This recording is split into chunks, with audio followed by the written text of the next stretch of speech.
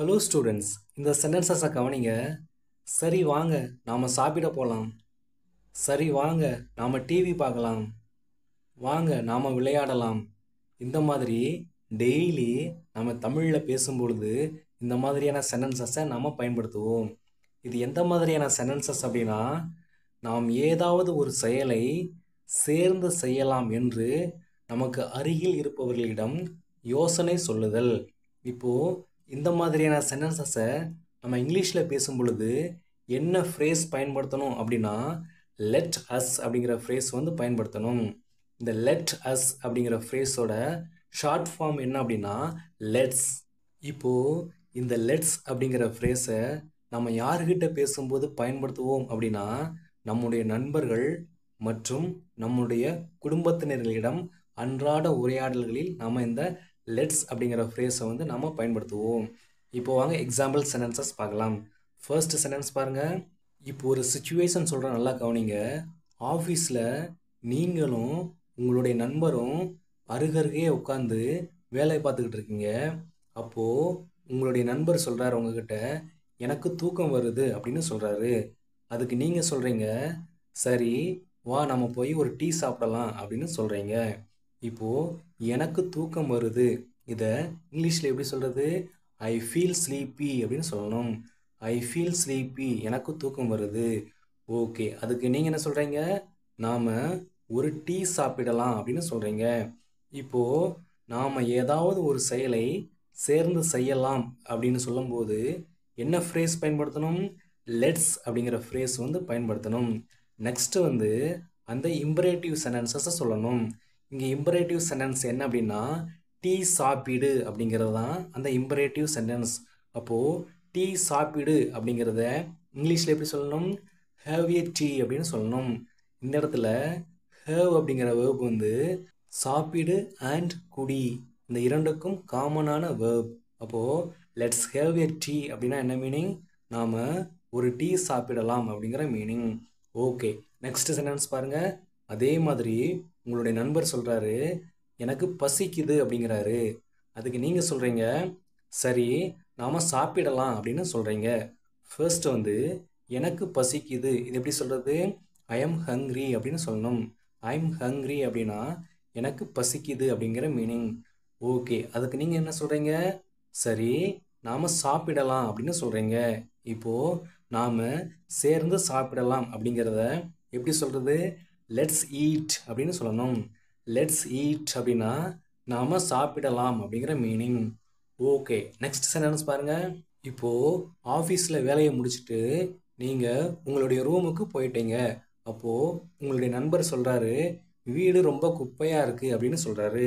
அதுக்கு நீங்கள் என்ன சொல்கிறீங்க அப்படின்னா, சரி நாம் க்ளீன் பண்ணலாம் அப்படின்னு சொல்கிறீங்க. ஃபர்ஸ்ட் வீடு குப்பையாக இருக்குது இது எப்படி சொல்கிறது இங்கிலீஷில்? த ஹவுஸ் இஸ் மெஸ்ஸி அப்படின்னு சொல்லணும். த ஹவுஸ் இஸ் மெஸ்ஸி அப்படின்னா வீடு குப்பையாக இருக்குது அப்படிங்கிற மீனிங்.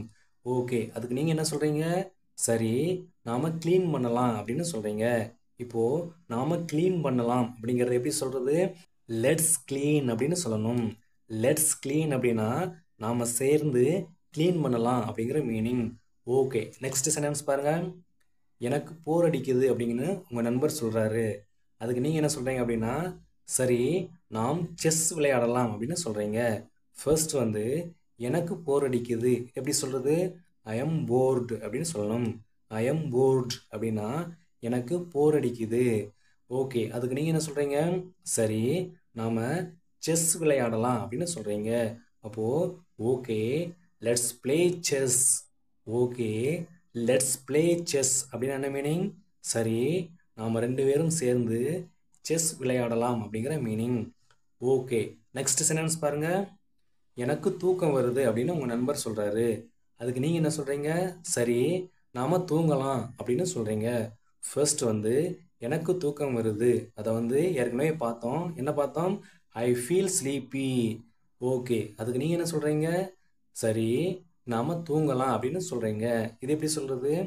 ஓகே லெட்ஸ் ஸ்லீப் அப்படின்னு சொல்லணும். ஓகே லெட்ஸ் ஸ்லீப் அப்படின்னா நாம் ரெண்டு பேரும் தூங்கலாம் அப்படிங்கிற மீனிங். ஓகே, நெக்ஸ்ட் சென்டென்ஸ் பாருங்கள். எனக்கு போர் அடிக்குது அப்படிங்கிறாரு உங்கள் நண்பர். அதுக்கு நீங்கள் என்ன சொல்கிறீங்க? சரி நாம டிவி பார்க்கலாம் அப்படின்னு சொல்றீங்க. ஓகே, ஃபர்ஸ்ட் வந்து ஏற்கனவே பார்த்தோம், எனக்கு போர் அடிக்குது. அப்போ I am bored. Okay, next வந்து நாம டிவி பார்க்கலாம். இது எப்படி சொல்றது? லெட்ஸ் வாட்ச் டிவி அப்படின்னு சொல்லணும். ஓகே, லெட்ஸ் வாட்ச் டிவி அப்படின்னா நம்ம ரெண்டு பேரும் டிவி பார்க்கலாம் அப்படிங்கிற மீனிங். ஓகே, நெக்ஸ்ட் சென்டென்ஸ் பாருங்க. இப்போ உங்களுடைய நண்பரும் நீங்களும் பார்க்குக்கு போயிருக்கீங்க, ரொம்ப லேட் ஆயிடுச்சு.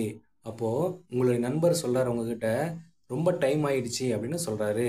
டைம் ஆயிடுச்சு அப்படின்னா என்ன அர்த்தம்? லேட் ஆயிடுச்சு அப்படிங்கிற மீனிங். அதுக்கு நீங்க என்ன சொல்றீங்க அப்படின்னா, சரி நாம வீட்டுக்கு போகலாம் அப்படின்னு சொல்றீங்க. ஃபர்ஸ்ட் வந்து டைம் ஆயிடுச்சு, இது எப்படி சொல்றது இங்கிலீஷ்ல?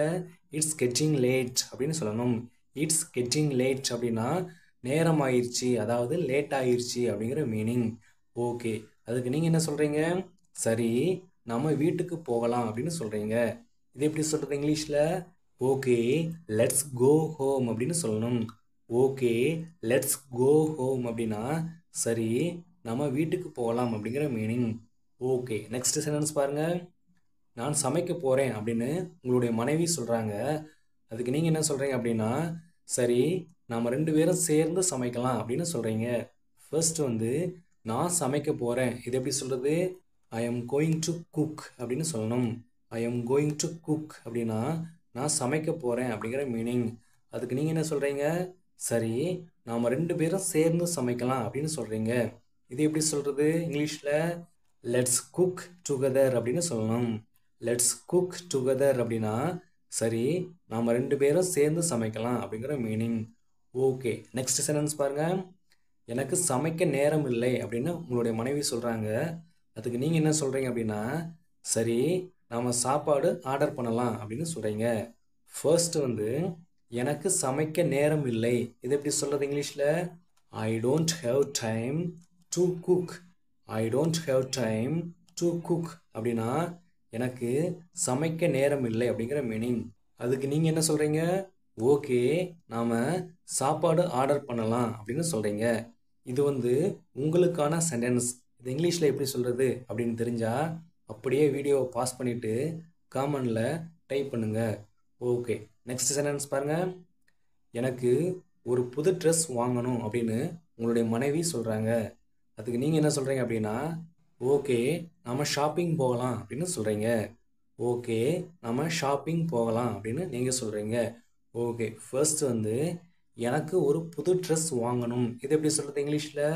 I need to buy a new dress. I need to buy a new dress அப்படின்னு என்ன மீனிங்? எனக்கு ஒரு புது ட்ரெஸ் வாங்கணும் அப்படிங்கிற மீனிங். ஓகே, அதுக்கு நீங்க என்ன சொல்றீங்க? ஓகே நாம இப்போ ஷாப்பிங் போகலாம் அப்படின்னு நீங்க சொல்றீங்க. இது எப்படி சொல்றது? ஓகே லெட்ஸ் கோ ஷாப்பிங் அப்படின்னு சொல்லணும். ஓகே லெட்ஸ் கோ ஷாப்பிங் அப்படின்னா சரி நாம ஷாப்பிங் போகலாம் அப்படிங்கிற மீனிங். ஓகே, நெக்ஸ்ட் சென்டென்ஸ் பாருங்க. நாம ஒரு பிரேக் எடுத்துக்கலாம் அப்படின்னு சொல்லணும். இங்கிலீஷ்ல எப்படி சொல்றது? நாம இப்போ ஒரு பிரேக் எடுத்துக்கலாம், இது எப்படி சொல்றது? லெட்ஸ் டேக் ஏ பிரேக் அப்படின்னு சொல்லணும். லெட்ஸ் டேக் ஏ பிரேக் அப்படின்னா நாம பிரேக் எடுத்துக்கலாம் அப்படிங்கிற மீனிங்.